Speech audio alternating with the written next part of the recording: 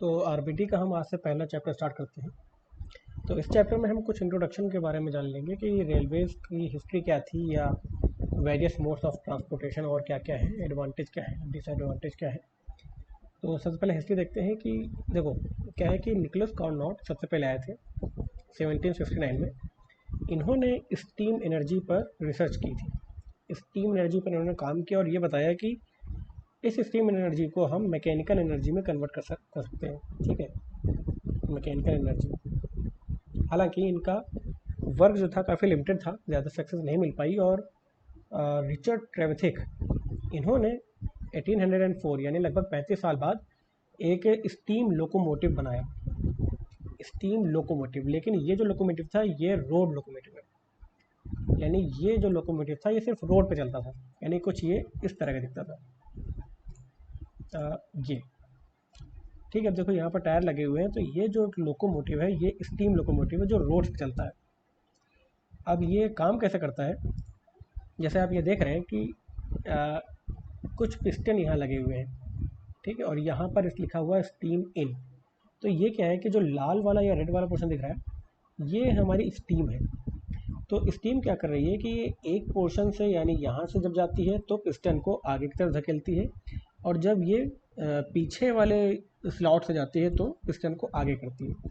तो एक तरह से क्या हो रहा है कि स्टीम की मदद से हम इस पिस्टन को मूव करा पा रहे हैं। यानी यही है कन्वर्जन स्टीम एनर्जी से मैकेनिकल एनर्जी में, जो कि किसने किया था, कार्नोट ने। इस स्टीम एनर्जी को मैकेनिकल एनर्जी में कन्वर्ट तो कर दिया, लेकिन उसका यूटिलाइजेशन लोकोमोटिव बनाने में या व्हीकल बनाने में किया है रिचर्ड ट्रेवेथिक ने। तो उन्होंने क्या किया कि इस पिस्टन के आगे यहाँ पर कुछ क्रैंक शाफ्ट लगाए और इन व्हील्स को वो उन्होंने घुमाने की कोशिश की, एक तरह से रोड लोकोमोटिव बना लिया। अब जो रेलवे के जो लोकोमोटिव है वो है स्टीम लोकोमोटिव जो ट्रैक पे चल सकें। तो ये जो लोकोमोटिव उन्होंने बनाया था, this could be use for traction on road only. ये केवल रोड पे ट्रैक्शन के लिए बनाया था, क्योंकि इसकी कैपेसिटी कम थी, इसकी पावर कम थी।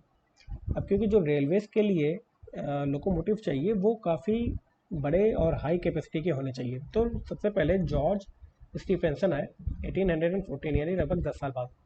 इन्होंने उनके डिज़ाइन को परफेक्ट किया और वो स्टीम लोकोमोटिव बनाए जो रेलवेज़ में ट्रैक्शन के काम आए। तो कार्नोट ने सबसे स्टीम एनर्जी पे वर्क किया, ट्रेवेथिक ने एक लोकोमोटिव बनाया जो रोड पे चलता था, और स्टीफेंसन ने ऐसा लोकोमोटिव बनाया जो रेलवेज़ में हम ट्रैक्शन के लिए यूज़ कर सकते थे। और क्या हिस्ट्री है कि सबसे पहले जो फर्स्ट पब्लिक रेलवे जो वर्ल्ड में ओपन हुई है वो हुई यूके में। कहाँ से चली थी, स्टॉकटन से डार्लिंगटन तक 1825 में, यानी लगभग 11 साल बाद। और भारत में मुंबई से ठाणे, तो आप लोग को पता ही होगा कि भारत में पहली ट्रेन कहाँ से चली थी, मुंबई से ठाणे, जो कि 1.5 घंटे में लगभग पहुँच गई। तो ये थी कुछ हिस्ट्री जो हमारे काम की नहीं है। अब देखते हैं कि डिफरेंट मोड्स ऑफ ट्रांसपोर्टेशन क्या है। ये आपको पहले से पता होगा, या तो हम रोड में ट्रांसपोर्ट करते हैं, या तो रेल में करते हैं, या तो एयर ट्रांसपोर्ट करते हैं, और या तो वाटर ट्रांसपोर्ट होता है। तो अब ये सारे 4 मोड ऑफ ट्रांसपोर्टेशन होते हैं, इतने ही। अब इन सबके अपने एडवांटेज हैं, अपने डिसएडवांटेज हैं। इनको कब यूज़ करना है कब नहीं यूज़ करना है इसके बारे में थोड़ा देख लेते हैं। कि देखो, रेल ट्रांसपोर्ट सबसे पहले तो हैवी एक्सपेंडिचर है। क्यों? क्योंकि ट्रेन एक रेलवे ट्रैक बनाने में बहुत खर्चा आता है। जितने भी मटेरियल यूज़ होते हैं वो सब स्टील के होते हैं, क्योंकि रेल्स जो हैं वो सब स्टील की बनी हुई है, और जो ट्रेन भी हैं वो भी सब स्टील की बनी होती हैं। तो हैवी बेसिक इंफ्रास्ट्रक्चर यूज़ होता है। हमको प्लेटफॉर्म बनाना पड़ता है, वो भी काफ़ी महंगे होते हैं। तो हम इतना बड़ा हैवी इंफ्रास्ट्रक्चर कब कंस्ट्रक्ट करेंगे, जब हमको रिक्वायरमेंट उतनी ज़्यादा हो, यानी जब लार्ज नंबर ऑफ पैसेंजर्स हों। सपोज़ ऐसे इलाके में हम रेलवे ट्रैक बनाना चाहेंगे जहाँ पर पॉपुलेशन ज़्यादा हो, जैसे कि यूपी में कहीं लखनऊ से लेकर के दिल्ली तक।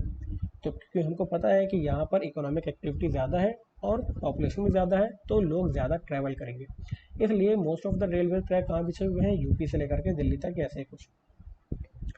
और जब हमको बल्क कमोडिटी कैरी करनी होती है, जब भारी कमोडिटी है, स्पेशलाइज इंस्ट्रूमेंट्स हैं, या रॉ मटेरियल काफ़ी ज़्यादा ट्रांसपोर्ट करना है, या फिनिश्ड गुड्स ट्रांसफर करने हैं, तब हम इस तरह के रेल ट्रांसपोर्ट को यूज़ करते हैं, क्योंकि इसका एक्सपेंडिचर बहुत ज़्यादा है, इंफ्रास्ट्रक्चर बनाने का भी, कंस्ट्रक्शन करने का भी, और मेंटेनेंस करने का भी। सेकेंड मोड ऑफ ट्रांसपोर्टेशन होता है रोड ट्रांसपोर्ट। अब क्योंकि ये हमको डोर टू डोर फैसिलिटी देता है तो एक तरह से ये फ्लेक्सिबल ट्रांसपोर्ट सिस्टम है, और ये कब आइडियली फिटेड होता है फॉर लाइट कमोडिटी, यानी अगर हमको हल्का सामान जैसे उधर ले जाना है और स्मॉल नंबर ऑफ पैसेंजर्स है तब हम इस तरह के रोड ट्रांसपोर्ट को यूज़ करते हैं। फिर है एयर ट्रांसपोर्ट। ये कब यूज़ करेंगे? जब हमको कम समय पर कहीं एक जगह से दूसरी जगह पहुंचना है, for carrying passengers and goods that have to reach their destination in a very short period of time. ठीक है, अगर बहुत जल्दी है तो हम एयर ट्रांसपोर्ट यूज़ करते हैं और ज़्यादा डिफरेंस नहीं है। और वाटर ट्रांसपोर्ट हम कब यूज़ करेंगे? जब हमारे पास टाइम की कोई लिमिटेशन ना हो, यानी सपोज़ कि अगर हमको किसी लैब का इंस्ट्रूमेंट मंगाना है, ठीक है, कंस्ट्रक्शन टेक्नोलॉजी की लैब है अपनी, और हमको वहाँ पर कोई ऐसी मशीन मंगानी है जो कंप्रेशर मशीन है, सपोज बहुत भारी है। अब अगर हम आज ऑर्डर प्लेस करेंगे और वो मशीन अगर 1 महीने बाद या 2 महीने बाद भी आएगा तो भी अगर हमें कोई दिक्कत नहीं है, तब हम कहाँ जाएंगे? वाटर ट्रांसपोर्ट में।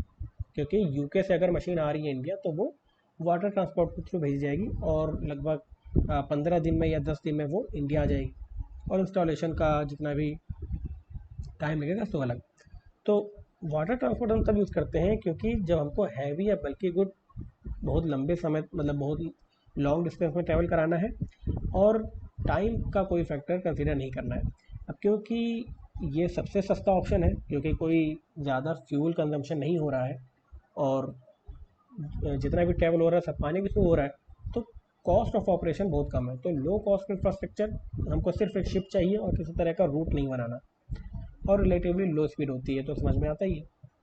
तो वाटर ट्रांसपोर्ट हम तब यूज़ करेंगे जब हमारे पास टाइम का कंस्ट्रेंट ना हो। जब टाइम का कंस्ट्रेंट है तो हम एयर ट्रांसपोर्ट यूज़ करते हैं। तो ये कुछ 4 मोड्स ऑफ ट्रांसपोर्टेशन है, जनरली आपको भी पता होंगे। अब जो एक है हमारे पास रेल ट्रांसपोर्ट और एक है हमारे पास रोड ट्रांसपोर्ट। अब यही दोनों ट्रांसपोर्टेशन मोड हैं जो हम लैंड में यूज़ करते हैं, एयर और वाटर को तो छोड़ दें, क्योंकि या तो हम दो जगह को कनेक्ट करने के लिए या तो हम वहाँ पर रोड बनाने की कोशिश करेंगे और या तो हम वहाँ पर रेलवे ट्रैक बिछाने की कोशिश करेंगे। अब इन दोनों मोड्स को आपस में हम कंपेयर कर सकते हैं क्योंकि दोनों का पर्पस लगभग सेम लग रहा है यहाँ पर। तो देखते हैं कि इनमें क्या फीचर्स है। तो अगर हम ट्रैक्टिव रेजिस्टेंस की बात करें, ट्रैक्टिव रेजिस्टेंस का मतलब जैसे हम कोई गाड़ी चलाते हैं किसी सड़क पे या किसी सरफेस पे, तो एक रोलिंग रेजिस्टेंस लगता है। अब सरफेस जितना ज़्यादा रफ होगा रेजिस्टेंस उतना ज़्यादा लगेगा, और अगर आपने उस पर कुछ पहिया चलाया है तो वो जल्दी रुक जाएगा। इसे कहते हैं हम रोलिंग रेजिस्टेंस। जब हम रेल ट्रांसपोर्ट बनाते हैं तो उसमें व्हील्स भी स्टील के रहते हैं और रेल्स भी स्टील के रहते हैं, तो इनके बीच में इस ट्रैक्टिव रेजिस्टेंस की वैल्यू कम होती है। तो movement of steel wheels on steel rails has the basic advantage of low rolling resistance and this reduces the haulage cost because the low tractive resistance. अब क्योंकि रेजिस्टेंस कम लग रहा है पहियों के बीच में तो हमको फ्यूल कम देना पड़ेगा और पावर की कैपेसिटी कम हो जाएगी, या पावर की रिक्वायरमेंट कम हो जाएगी। रोड ट्रांसपोर्ट में क्या है कि रफ सरफेस रहता है और टायर रबर के रहते हैं, तो इनके बीच में रोलिंग रेजिस्टेंस काफ़ी ज़्यादा लगता है। यहाँ पर बताने के लगभग 5 गुना रेजिस्टेंस लग जाता है ट्रैक्टिव रेजिस्टेंस रोड ट्रांसपोर्ट में अगर हम देखें तो। ठीक है, right of way. Right of वे मतलब क्या है? चलने का अधिकार। यानी कि अगर हम रेलवे ट्रैक बनाते हैं, अब क्योंकि रेलवे ट्रैक में हम सिर्फ रेल बिछा रहे हैं तो उस रेलवे ट्रैक में सिर्फ ट्रेन ही मूव करेगी और ये उसका राइट ऑफ वे होता है।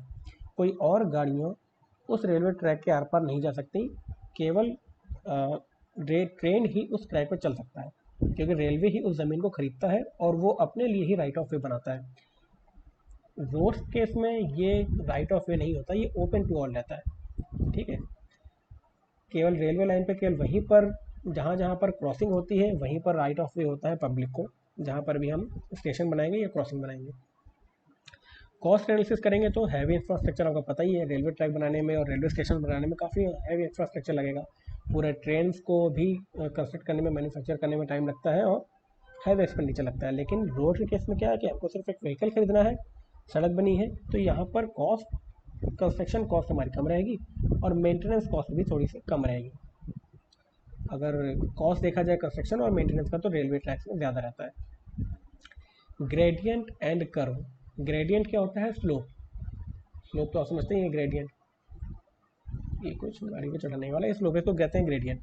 और कर्व, ग्रेडियंट और कर्व के बारे में हम आगे भी पढ़ेंगे, पर अब ये समझ लीजिए कि जो ट्रेन है वहाँ पर ग्रेडियंट इस तरह का स्लोप और कर्व जो है वो हम स्मूथ रखते हैं। यानी स्लोप भी हम बहुत ज़्यादा स्टीप नहीं बनाते, थोड़ा सा फ्लैटर ग्रेडियंट रखते हैं, क्योंकि जो ट्रेन चल रही है वो काफ़ी भारी ट्रेन है। अगर हम स्लोप इस तरह का कर देंगे तो ट्रेन उतने पावर में गाड़ी को चढ़ा ही नहीं पाएगी, इसलिए हमको ग्रेडियंट को भी फ्लैट रखना पड़ता है। और कर्व में, क्योंकि जो जितने डिब्बे होते हैं वो सब लंबे लंबे होते हैं, अब इतने लंबे डिब्बों को कर्व में मोड़ना थोड़ा कठिन होता है, तो इस वजह से जो कर्व बनाएंगे हम कहीं पर भी ट्रैक का, उसको भी हम बहुत शार्प नहीं रख सकते। रोड के केस में हमारे पास इस तरह की फ्लेक्सिबिलिटी है, हम थोड़े ज़्यादा स्टीप ग्रेडियंट के स्लोप भी बना सकते हैं और कर्व को भी हम काफ़ी शार्प कर सकते हैं। फ्लेक्सिबिलिटी ऑफ मूवमेंट, तो due to defined routes and facilities required for the reception and dispatch of trains, railways can be used only between fixed points, यानी सिर्फ एक स्टेशन से लेकर के दूसरे स्टेशन के बीच में ही रेलवे ट्रैक बनाते हैं और इसको भी एक तरह से सीधी लाइन से कनेक्ट करते हैं, हम ज़्यादा फ्लेक्सिबिलिटी नहीं कर सकते मूवमेंट में। अब क्योंकि रोड ट्रांसपोर्ट हमको डोर टू डोर सर्विस देता है, तो रोड नेटवर्क तो हम काफ़ी एक तरह से ब्रांचेस वाइज बना सकते हैं, ट्री ब्रांच की तरह।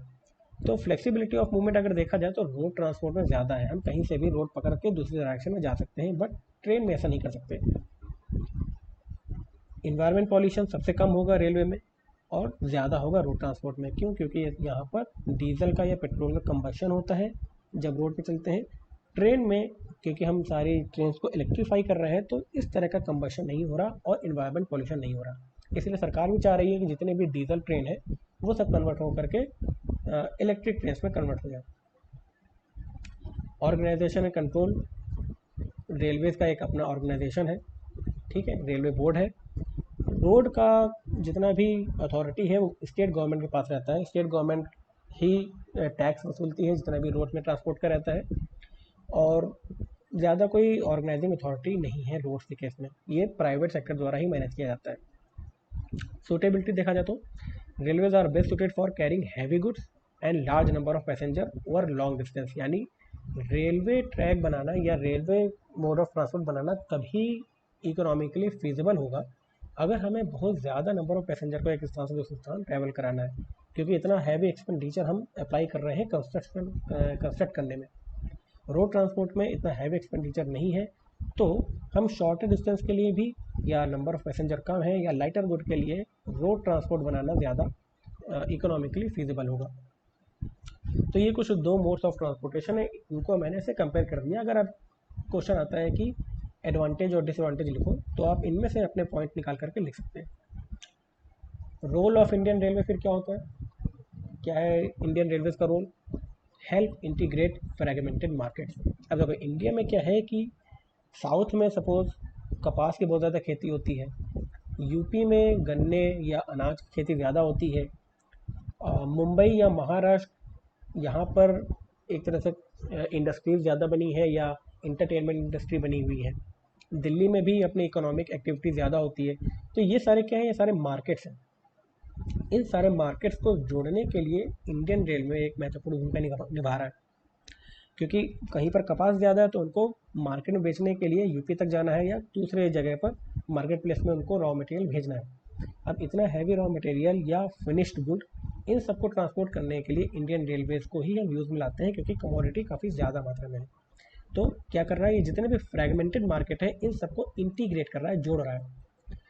जितने भी इंडस्ट्रियल प्रोडक्शन हो रहे हैं, centres with markets as well as sources of raw material, ये भी समझ में आ रहा है कि जहाँ पर भी रॉ मटेरियल बन रहा है वहाँ से लेकर के फिनिश्ड गुड जहाँ बन रहा है उन दोनों को जोड़ने के लिए भी इंडियन रेलवे काम आ रहा है।